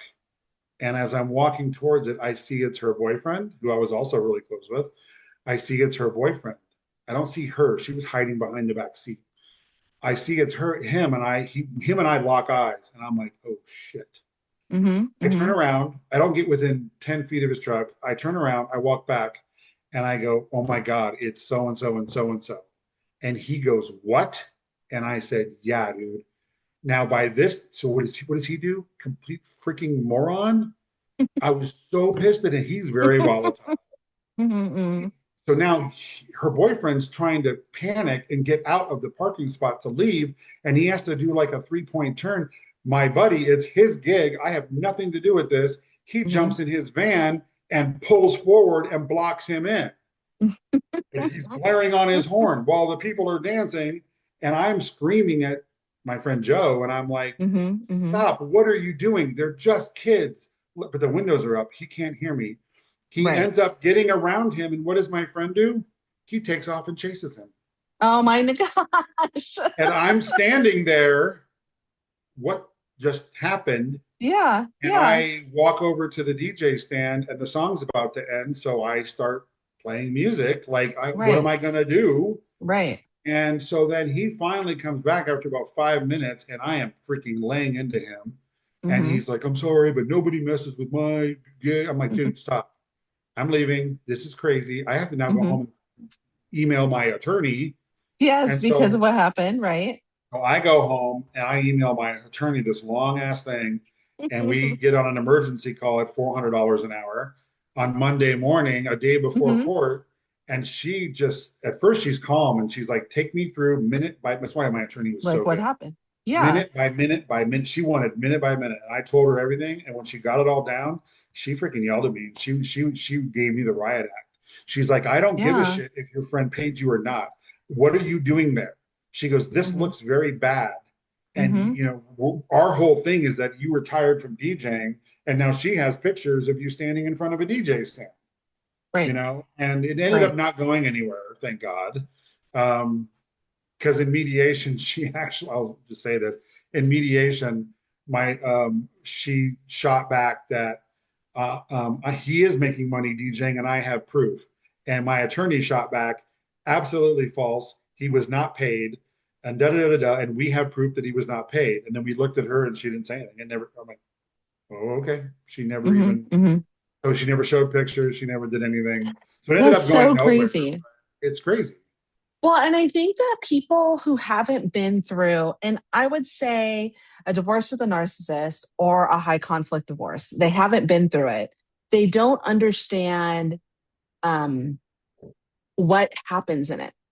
Like that is like a very like loose, like very calm type thing to know that she was like surveilling you to try to find out more information to get, you know, this to get more money. I've seen like on Instagram, people talk about how their ex will jump on their car, their ex-wife will jump on their car while they're trying to leave with the kid for their time. It's like, it's crazy. And I say this often, and I'll say this now, that I think that no one understands what happens until it happens, number one. Number two, there is not a cookie cutter way to get a divorce. You just said it yourself. You and your ex-wife, your baby's, your kid's mom sat down and you drew everything out. And for some people, that works really well. In fact, if you would have inserted court into it, it would have been horrible. Right. Because y'all would have fought about stuff that you wouldn't have even thought about, right? And one thing I didn't mention is that I have a 28-year-old daughter who I'm very close with my first wife, a different mom. That's why the book is called Third Time Was Not a Charm, because it was the third marriage, right? Yeah. So my first wife, we were very young, very naive, very stupid. We get along now. She lives in Ohio. I just saw her when we were back in Ohio for my for a big event. And she is still close with my extended family in Ohio. I love it. I love it. Right. And so, but when we first got divorced, it was your typical at that time. We both hired attorneys. We both went to court. Yeah. We were bickering over the stupidest stuff. It got to the point to where she called me up one day and she said, "You know what? This is just stupid. The only people getting rich are our attorneys because they're just dragging this out, making us fight. So we whatever." And she goes, "I got a proposition for you and I'll put it in writing. Fire your attorney. We'll use my attorney. We'll split the file. Just do one. Just go." And I'm like, done. She sent me the document. We both signed it. I fired my attorney. It's like, F you. And we went with her attorney and it was done in like less than a week. Yeah. She was in a new relationship, and this drug out for like 2 years. So I was now just starting to date my son's mom. Yeah. And so it was a win-win for everybody. So yes, it was bitter in the beginning, but the attorneys made it way more than it needed to be. And we both realized that we're both normal people. And how do we end this? And we had an amicable relationship when I pick up my daughter for my weekends and like whatever, And right. Because that's the way it's, and again, that's the way it's supposed to be, because when you decide that you're going to bring someone into this life, and it's your responsibility to make sure they have both their parents. Yeah. And who cares if you hate them? Like, really? Like, what I say to this is, I don't fucking care. You have to deal with this until you made that decision. You did love them and you had a child with them. So dumb. So now being the third time, I'm not used to being drug into court. Right. False accusations of domestic violence. No, we didn't own a home. We didn't have a big property. We didn't own a business together. We had no kids together. My attorney was like, I could do this divorce in a week. But yet she drug it out for a year. And it cost me $40,000 in attorney's fees. Oh my God. Because financial abuse. Yeah, that's a financial abuse. And granted, I will say that, if the lawyers are not causing the conflict purposely, and it sounds like your lawyer wasn't. No. It sounds like her lawyer probably was. And then her lawyer either fired her or she fired her attorney. Because everything, remember this, we all know this slogan. Narcissist accusations are their confessions. Yes. He was accusing me of hiding income. We'll stay there. Cheating on her, domestic violence. Yeah, whatever. All the stuff. The main one here that we're going to focus on is she was accusing me of hiding income. So she made me do discovery. I didn't know what discovery was. My attorney calls me one day and says, "You need to do discovery." She's demanding it. What is that? We got to go through 3 years of your financial records. I did it. It was horrible to do it. And what did it result in? Nothing new, nothing different. But thank God, you know what I said to my attorney? I said, "Well, if she's making me do it, can I make her do it?" And she's like, "Sure, if you want to." And I said, "Yes." So I made her do it. And guess what we uncovered? She was hiding income. He was falsifying her documents. Yeah. And it's like, are you freaking kidding me? So they always. So that dropped my alimony way down. Good. And, I'm glad. And I just made my final payment in February. Yes. Hold on. Let me see if the Mac will do it. Yes. Yeah. Yay! Yay!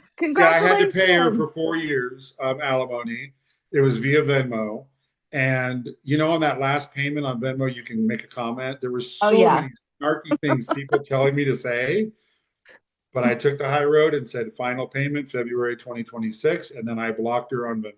Did you screenshot it so that you could Oh, it's like, always in there. Yeah, oh, it's always in so there. you Yeah. should screenshot that so you can print it out and put it up somewhere as your like trophy of dealing with a whack ass bitch is all I have to Yes, say. exactly. So like that's crazy. Well, congratulations. I'm so happy for you. You know, Thank you.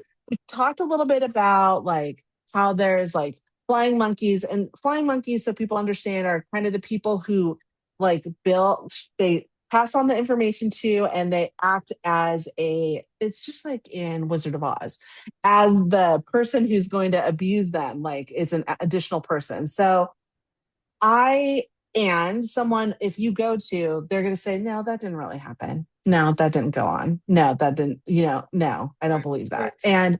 And that I think is the maniacal part that makes them the narcissist because they use their influence, their power, all of those things and their control to be able to do that.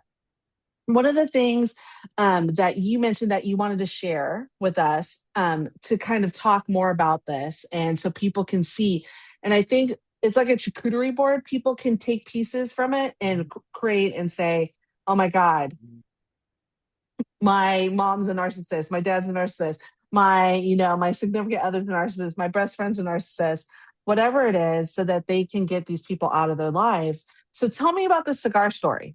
Like what Oh, happened? What's the moment that showed you about this power and control? so this was right when the temporary separation started, and Mm-hmm, I now understand she realized she could no longer control me. mm-hmm, So she mm-hmm, now has to control the narrative. She has to mm-hmm, control whatever she can control. mm-hmm, So mm-hmm, I had gone to the house to to drop my dog off because I was seeing my dog, whatever. And it was mm-hmm, a really hot day. My friend was waiting in the car, and I walked up to her, and I got to tell you the story because this is also going to talk about when the mask slips off. mm-hmm, mm-hmm. She was really nice and friendly, and I said, "Hey, can I?" Remember, I'm still on that lease. I'm paying the rent. Yeah, And I said, "Hey, can I go in? My water hydro thing was empty." And I yeah, said, "Hey, yeah. I'm going to go in the house real quick and fill up the water." She goes, "Oh, no, no, Mm-hmm, I'll do it." And I'm like, that was weird. She was really weird about it. She's like, "No, yeah, give it to me. I'll do it." And I remember when she walked away, I looked at her and I said, I made the comment. I said, "What? I can't even go into my house anymore?" yeah, And she turned her head, snapped her head around. She goes, "You don't live here anymore." And that's the mask right there coming yeah, off, yeah. right? It's like So I that. was like, Mm-hmm. okay, whatever. She went in, got the water, came back out, handed me the water. And she goes, "Oh, by the way, Jet is smoking cigars." And I go, "What? No, he's not." She goes, "Well, either he is or you are."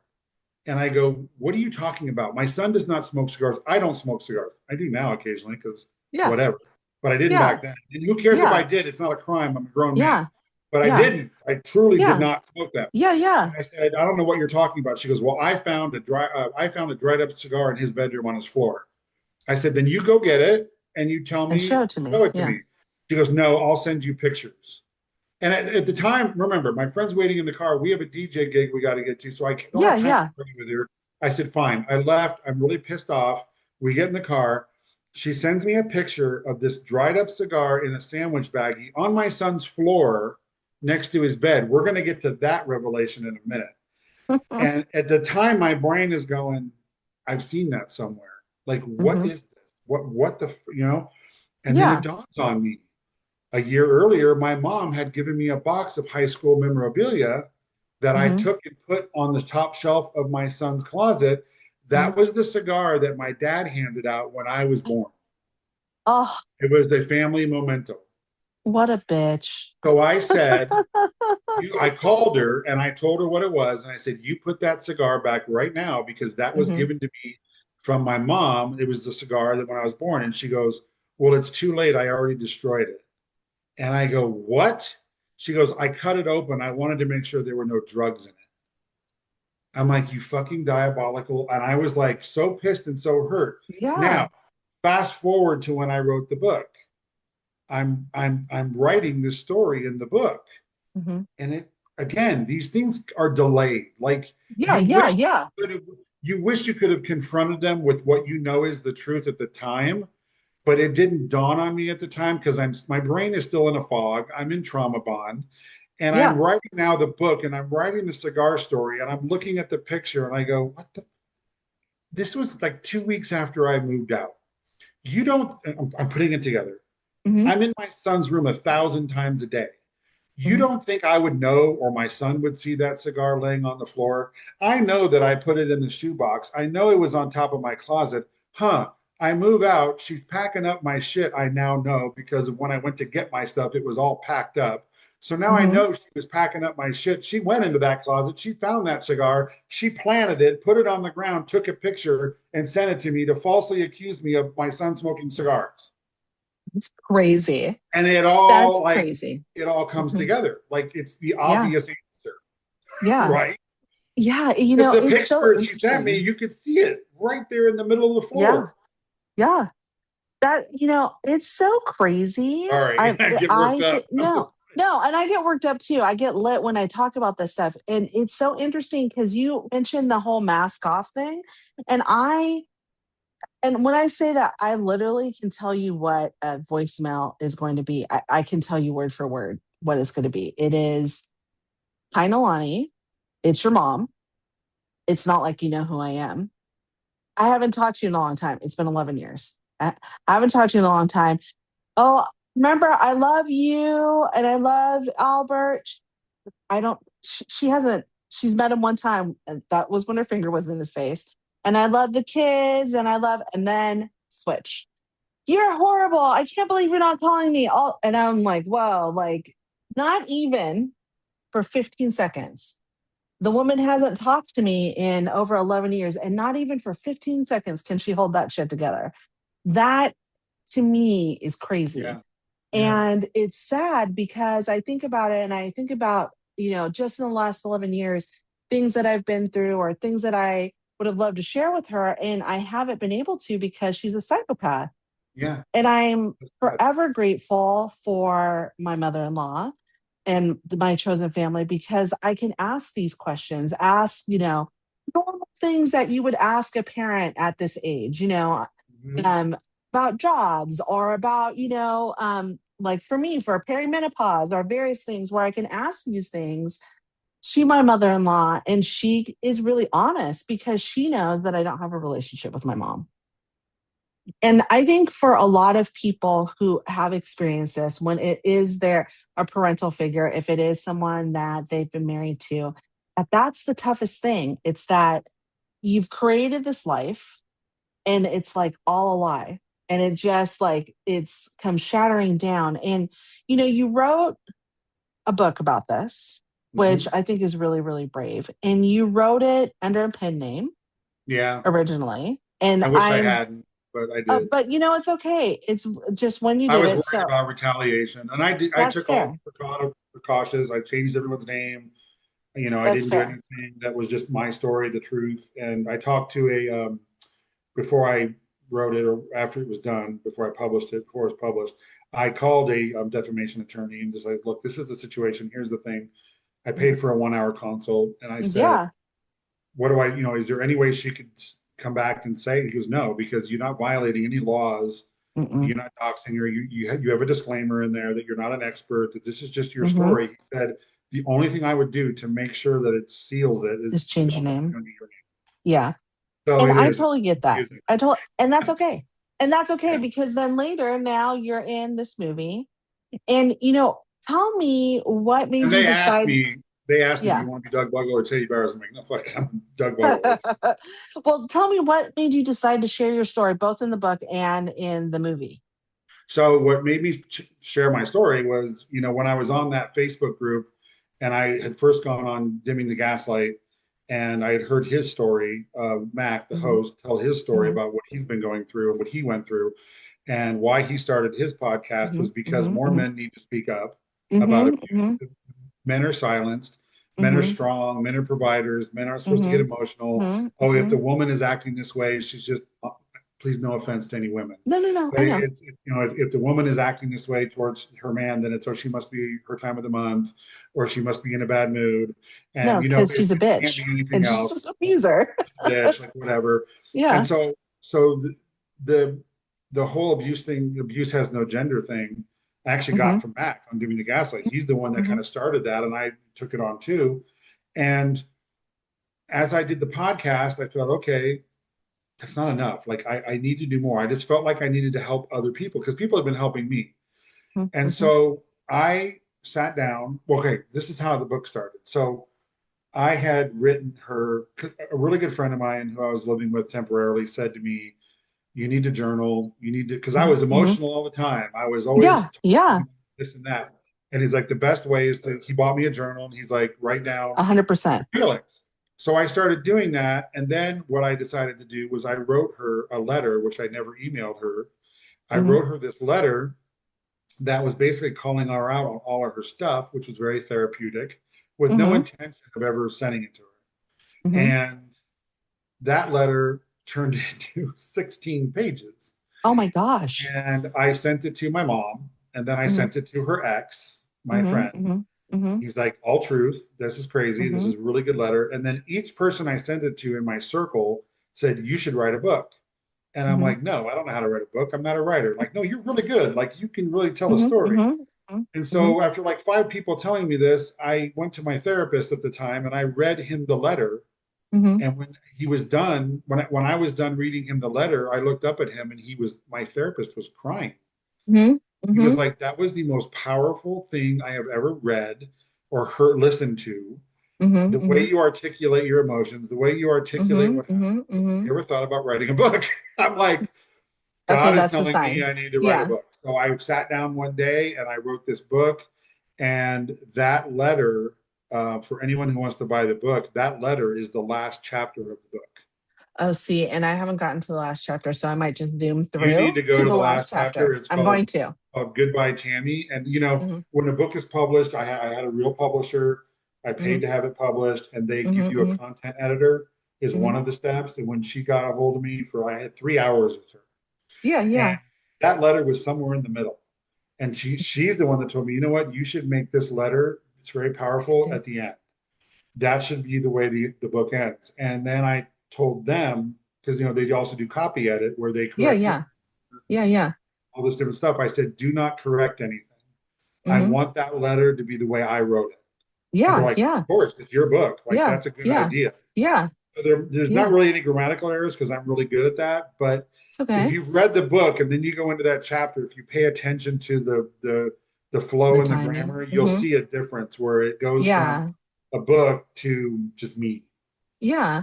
And Like, that's totally okay. I mean, I think that, one of the things that I find about myself and about people that I interview is we over apologize or we over explain things. I still do. Yeah, and that I over really explain comes things. from the abuse because there was Yeah. a constant of us trying to explain the situation. I mean, I constantly do it. I still do it. I've been with my husband for 11 years and he'll be like, "Oh, what is this bag?" Maybe I didn't bring the groceries all the way up. And I'll go into this diatribe. He's like, "I'm just asking, just bring it up. Like it's okay." And I'm like, "Oh my God, I'm girlfriend teases so me sorry." about that. Yeah, because it's just, I mean, Yeah. it's how I've always done it. And I think that that's a really important thing. And, before we end, one of my last questions, and I have a couple still left, but That's fine. what do you think, what is a male survivor experience? And what gets often overlooked when people are trying to work with somebody who has been through this, or if somebody might want to be helping their friend who they see, this is not just a difficult relationship. This person is crazy. Yeah. What do they often overlook? Because for women, a women's like, you need to leave him, blah, blah, blah, blah. That's a common thing. But I don't know what it's like to be a male in that kind of situation. So what did you see from your friends, or what would you recommend people look for when they start to feel something's a little off? Well, the obvious things are physical abuse. I mean, because it happens. Yeah. Didn't happen in my situation, but Yeah. obvious things are the physical abuse, like marks on their body or bruises or whatever. Yeah. But the Yeah. things that are overlooked is what we've been talking about: the psychological abuse, Mhm. the Mhm. devaluing, the making you feel Mhm. like you're worthless and not feeling bad about it. Mhm. And Mhm. that gets overlooked too because men are not as willing as women to talk about their experiences Mhm. and talk Mhm. about what really went down.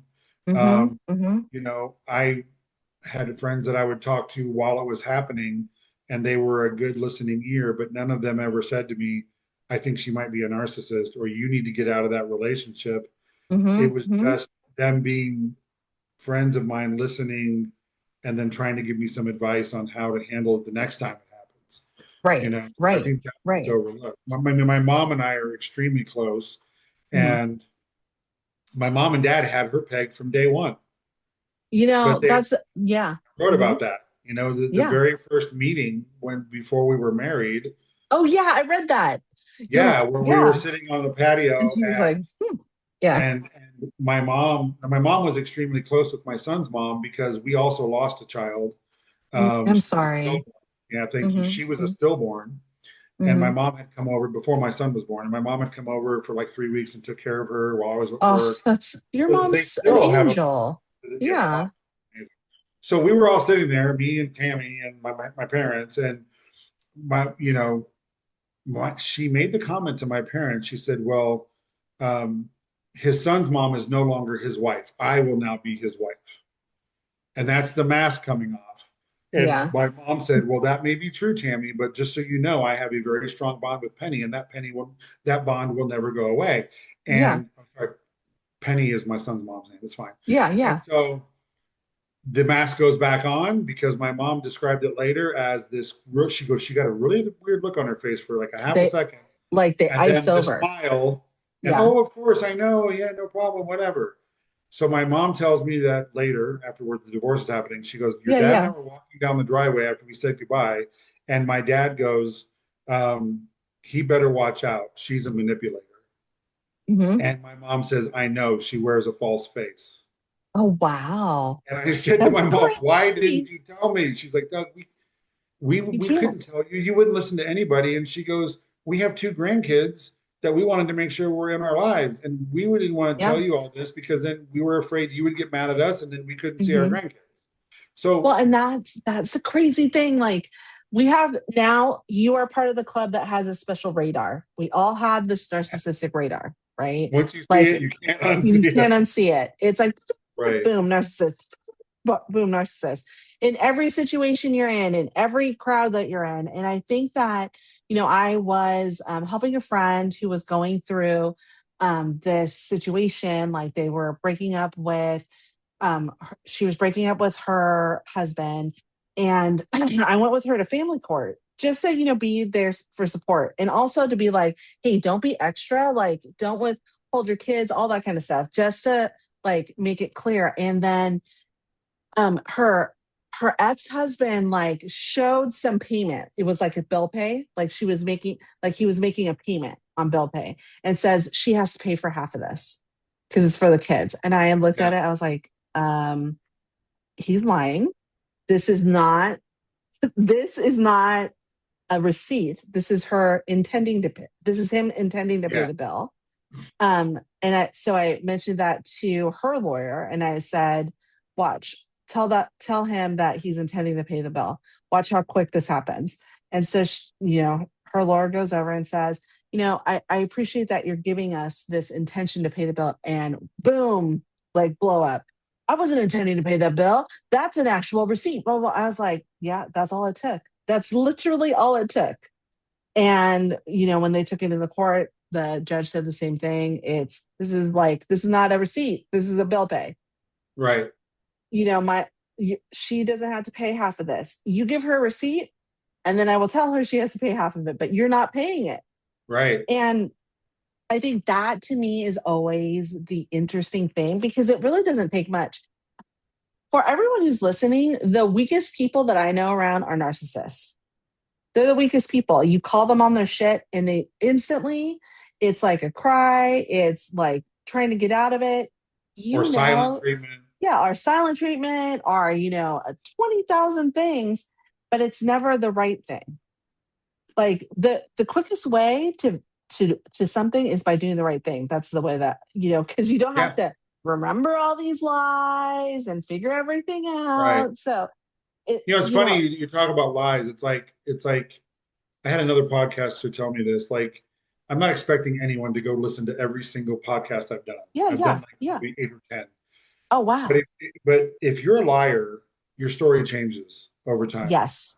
And that's why police are so good at, like, they bring in somebody suspected of murder, and they bring in the good cop, the bad cop. They ask them the same questions over and over and over and over, because if they're lying, they're eventually going to slip up and they're going to change their story, right? Yes. If you go back and listen to every single one of my podcasts, you can't make this shit up, man. No, you can't. This is verbatim from my book to the podcast. I don't care if it's everything. It's word for word, because I do have a very good memory in that sense. Yeah. I remember things exactly as they happened, and this is what happened. And I can't make this up, because you could listen to every podcast and you'll see it's exactly the same. Well, and the thing about it is people don't tend to believe it because it's crazier than fiction. Like, you can't make some of the stuff up. It's crazier than fiction, and it actually did happen. How could I dream up the cigar story? How could I dream up? Like that's fucked up. That's really fucked up. Oh, and so go ahead. Sorry. No, go ahead. No, you go. We were talking about the financial thing, and you had mentioned how about her family was supporting her. Yeah, that was not happening during the marriage. That she was so adamant about, you do not go to family for help. Yeah, like, you do not ask your parents for help. Yeah. During the divorce, during the discovery, when I was going through her discovery, is when I saw her Venmo transactions. She had thousands of dollars in her checking account that I didn't know about. Yet her family and her brothers, her dad, were sending her thousands of dollars, going, "You're a champion. You'll get through this." Oh, barf. And it's like really playing the victim and financially abusing them. It wasn't just me. She was doing it to everyone. I'm poor. I can't pay the rent. Doug abandoned. That was the big thing. I abandoned her and her daughter. Oh, Lord. Yeah. That's what that was about. And I look at that, and you just want to scream. Like, at the time, you're just like, you just want to scream, because you know the truth. Well, and that, whenever I've done this like a few times, well, I think every episode I do this, someone tells me just something outrageous. I can't, like, because you can't think of anything else. Right. Because, like, no curse word, no, like, frustration, me getting lit up, any of that stuff. It just, they suck so hard. Like, I can't even.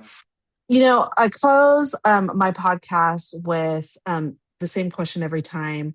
And I think that your answer is going to be really pertinent, because what I want is for, those males who are listening, cisgender men and trans men who are listening to this podcast and hearing what you've been through, and what would you want a male survivor of narcissistic abuse to know, especially those ones who are just starting to see it, because I think your words are really going to sit really heavy with them to reflect.